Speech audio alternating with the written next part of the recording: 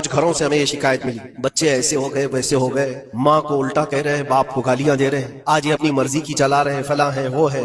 کب تمہیں یہ ہوش آ رہا ہے؟ جب وہ 20-25 سال کے ہو گئے۔ 20-25 سال سے تم صرف اور صرف ان کو واچ کرتے رہے، دیکھتے رہے، اور جب بگاڑ آ گئی تب آپ کو خیال آیا کہ یہ بگڑے ہوئے ہیں۔ ایسا ہے میرے عزیزو، آپ نے اپنی ذمہ داری کا احساس کرنا ہے اس وقت سے جب بچہ ہوش کے آنکھ کھول رہا ہے، اور ہر زمانے میں اس کے ساتھ آپ اچھائی کا حکم دینا اور برائی سے روکنا، یہ انتظام کرتے رہو۔ یہ مت سوچو میرا بچہ بہت اچھا ہے، کبھی آنکھ اٹھا کر کے نہیں دیکھتا کسی تو اچھا ہے، لیکن اس کو اچھے کو بھی نصیحت کی ضرورت ہے۔ میں آپ کو بتاؤں، اس کائنات میں سب سے اچھے لوگ کون تھے؟ سب سے اچھے وہ رسول اللہ کے صحابہ، لیکن ان سب سے اچھے لوگوں کو بھی رسول پاک صلی اللہ علیہ وسلم 8 دن سے زیادہ گیپ نہیں دیتے تھے، ان کو نصیحت کرتے رہتے تھے۔ جو دنیا کے سب سے اچھے لوگ ہیں ان کو نصیحت کی ضرورت ہے، تو اس بگڑے ہوئے دور میں ہم سب کو کتنی ضرورت ہے۔